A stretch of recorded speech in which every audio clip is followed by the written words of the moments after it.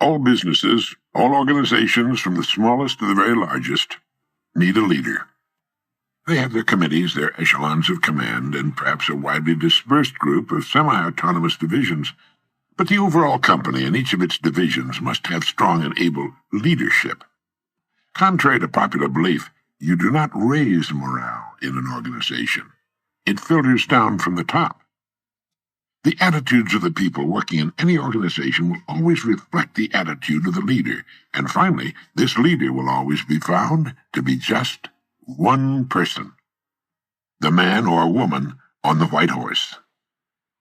I'm sure you're aware that even the largest and oldest companies with many thousands of employees and hundreds of management people will, when they find themselves in trouble or not doing as well as they should, seek out one person and place him or her in the position of final authority. The whole company, the board of directors, and perhaps thousands of stockholders all look to this one person for leadership and success. The case of Chrysler and Lee Iacocca is an excellent example. Incidentally, we have Mr. Iacocca on a tape cassette program, and it's excellent. Wherever you find a successful, going concern, whether it's a gas station, a supermarket, a school club, PTA, or a well-organized home, you'll find behind its success an outstanding leader. This is the most valuable person in society. In industry, he or she makes the wheels turn, the entire economy work. This is the person who's been responsible for the growth of nations and their position in the world. The employer of millions, the dreamer, the planner, and a clock to him or her is something that other people watch. You'll find this person working early and late, and when not working, he or she is usually thinking and planning. Way back during the Depression of the 1930s, the phrase most often heard by employers was, "I'll do anything. Just give me a job." Millions were unemployed.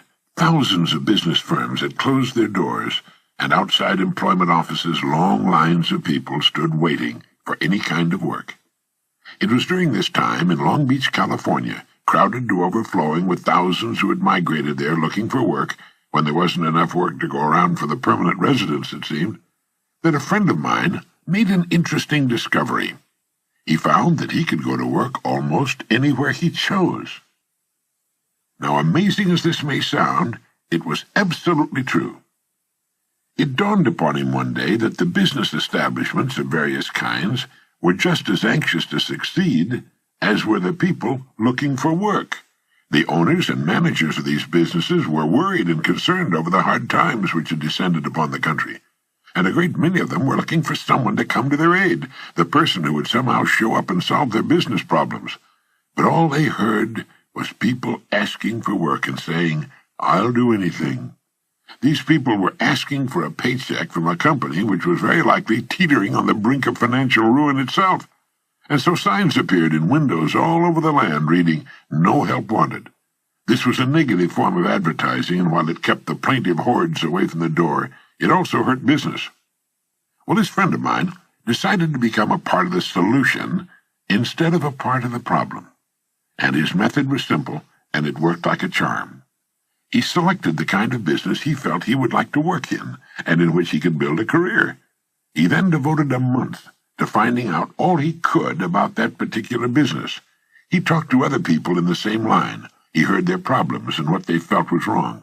He talked for hours, asking questions, probing about what they felt was needed, and so on. He went to the public library and read everything he could find on that industry. And then he began to think of ways and means by which this business might be improved. When he was ready and finally made his call on the company for which he had decided to work, instead of asking for a job, he said to the boss something like this: "I believe I know of several ways in which your business can be greatly increased, and I'd like to talk to you about them." Well, here he was, selling the one thing on earth in which his prospect was most interested. The fact that he knew a good deal about the business now permitted him to talk intelligently.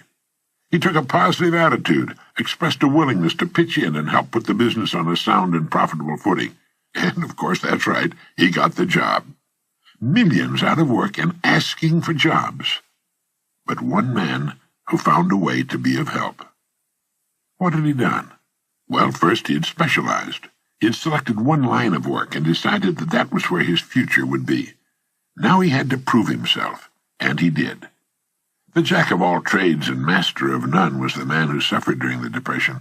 People who knew what they were doing and where they were going sailed through those Depression years just like a large ship sails through a storm. It wasn't as comfortable as it could have been, but at least the crossing was a success.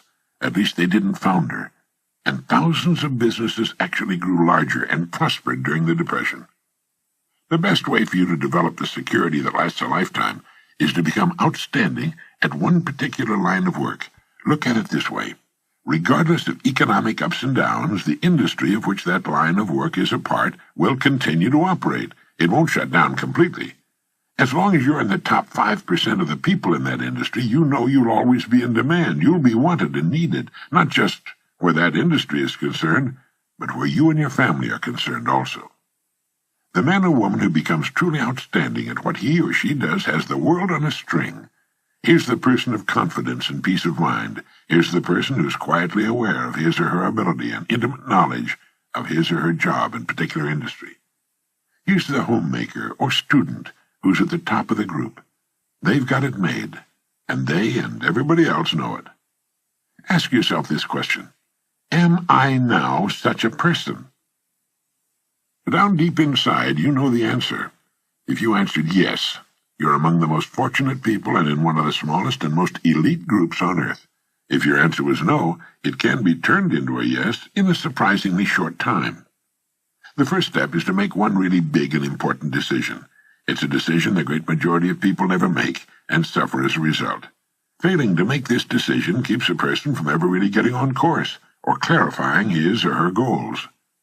If you make the decision I'm now going to recommend, you can take a deep breath, give a comfortable sigh of relief, fix your eyes firmly upon your target, and go to work relaxed, comfortable, and sure in the knowledge that the success you seek will be yours. The great steel magnate Andrew Carnegie, when asked the formula for success, answered, "Put all your eggs in one basket, and then watch that basket." Let's be frankly realistic.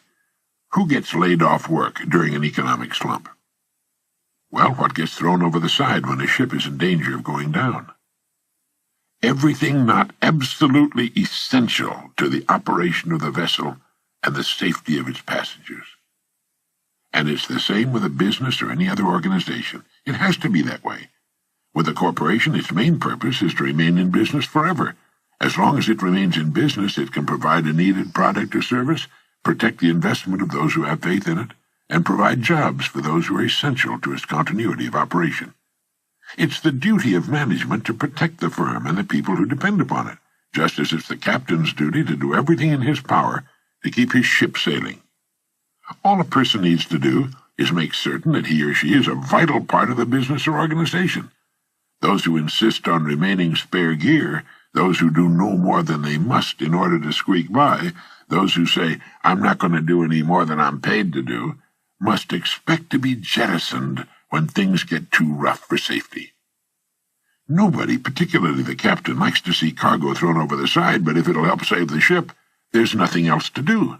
That's why people are laid off. It has nothing to do with management and labor relations or personalities, and in the long run it's best for everyone, since once smooth sailing has again been reached, additional employment can again be made available.